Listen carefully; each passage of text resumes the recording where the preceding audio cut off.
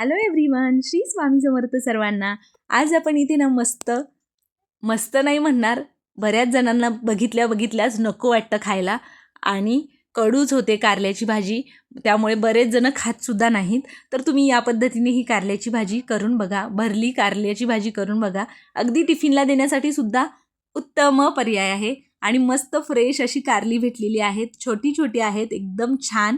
तर स्वच्छ धुवून घ्यायची, त्यानंतर व्हिडिओमध्ये दाखवल्याप्रमाणे या पद्धतीने चिरून आपल्याला आतमधून स्वच्छ करून घ्यायचे। आता काही कारली असतात ती एकदम कोवळी असतात, त्याच्यामध्ये ज्या बिया असतात त्या अगदी कोवळ्या असतात, तर त्या काढायला थोडंसं चमच्याने किंवा तुम्ही सुरीच्या साहाय्याने काढू शकता, पण अगदी इझिली निघतात। तुम्ही बघा या पद्धतीने छान स्वच्छ करून घ्यायचं आहे, कारण आपल्याला जो मसाला तयार करायचा आहे तो आपल्याला मध्ये भरून घ्यायचा आहे, त्यामुळे या पद्धतीने कारलं छान स्वच्छ करून घ्यायचं। तर इथे बघा छान कारलं आपलं स्वच्छ झालेलं आहे। मी तुम्हाला अजून एक दाखवते, तर हे मी बाजूला ठेवून देते। आता यामधल्या बिया बघा छान पिकलेल्या आहेत, त्यामुळे अगदी इझिली निघतात। तर इथे मी बोटांच्या साहाय्याने हे छान अंगठ्याच्या साहाय्याने काढून घेतलेल्या आहेत बिया। आता स्वच्छ करून घ्यायचे, याच पद्धतीने सगळे कारले स्वच्छ करून घेतलेले आहेत। आता तुम्हाला दाखवते, इथे बघा ह्या ज्या बिया आहेत आपल्या, ते आपण जे हे आहे ते बाजूला ठेवून देऊ आणि स्वच्छ कारली इथे आपली तयार झालेली आहेत। आता आपल्याला काय करायचं आहे, या कारल्यांना छान शिजवून घ्यायचं आहे। अगदी 5 मिनिटं तुम्ही पाण्यामध्ये शिजवलं की झटपट ही शिजली जातात, खूप जास्त वेळ लागत नाही। इथे पाणी गरम करायला ठेवलं होतं मी, त्यामध्ये ही कारली घालून घ्यायची, मीठ घालायचं आहे, हळद घालायची अर्धा चमचा आणि त्यानंतर इथे चिंचेचे 4 ते 5 तुकडे घालून घ्यायचेत। झाकण ठेवायचं आहे आणि एक 5 ते 7 मिनिटं कारली आपल्याला छान शिजवून घ्यायचेत। आता खूप जास्त शिजवायचं नाही आहे आपल्याला, अगदी 80 ते 90% हे कारली शिजवून घ्यायचेत। तर इथे बघा साधारण एक 8 मिनिटं मी ही कारली शिजवून घेतलेली आहेत आणि तुम्हाला दाखवते परफेक्ट असं हे शिजलं जातं, खूप जास्त आपल्याला शिजवण्याची गरजही नाही आहे। आता त्यानंतर ही कारली मी बाजूला ठेवली आणि यासाठी आपल्याला लागणार आहे एक वाटण, ते वाटण करूया। त्यासाठी इथे बघा घेतलेले आहेत शेंगदाणे, पाववाटी शेंगदाणे घ्यायचेत, 2 ते 3 चमचे सुकं खोबरं घ्यायचं आहे, त्यानंतर 7 ते 8 पाकळ्या लसूण घ्यायचे, 1 चमचा पांढरे तीळ घेतलेले आहेत आणि कोथिंबीर घ्यायची। आता झाकण बंद करून पाणी न घालता याचं जाडसर असं वाटण करायचं आहे, खूप जास्त पेस्ट करायची नाही आपल्याला, या पद्धतीने थोडंसं जाडसर असं भरड याचं वाटण करून घ्यायचं आहे। तर इथे आपला मसाला छान तयार झालेला आहे। आता यामध्ये आपल्याला घालायचे आहेत बाकीचे जे बेसिक मसाले असतात ते, तर यामध्ये घातलेलं आहे चवीपुरतं मीठ, इथे मी चवीपुरतं मीठ घालून घेतलं। त्यानंतर यामध्ये घालायचे आहे आपल्याला अर्धा चमचा हळद, इथे बघा हळद घालून झाल्यानंतर घातलेले आहे अर्धा चमचा काश्मीरी लाल तिखट। आता यामध्ये 1 चमचा धने जिरे पावडर घातलेली आहे।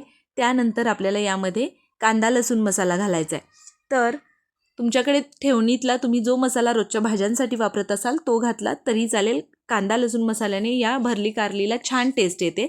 आता त्यानंतर गरम मसाला घातला आहे, तो तुम्ही कोणत्याही ब्रँडचा वापरू शकता आणि त्यानंतर यामध्ये घालायचा आहे चिंच आणि गुळाचा कोळ, काही नाही 2 ते 3 चिंचेचे तुकडे आणि 1 खडा गुळाचा भिजत घातला होता गरम पाण्यामध्ये आणि ते पाणी आपल्याला या मसाल्यामध्ये घालायचं आहे। त्यानंतर मसाला तयार झालेला आहे। आता आपले कारले सुद्धा शिजलेले मस्त थंड झालेत, तर यामध्ये हा मसाला छान दाबून भरून घ्यायचा। तर ही आपण मस्त भरली कारली बघतोय, एक नंबर लागतात, झटपट तयार होतात, खूप जास्त अवघड नाही आहे, त्यामुळे तुम्ही नक्की ट्राय करून बघा, घरातल्या सगळ्यांना नक्की आवडतील। तर या पद्धतीने छान दाबून मसाला भरून घ्यायचा। सेम याच पद्धतीने मी बाकीचे सगळे कारले भरून घेतले, तुम्ही बघू शकता।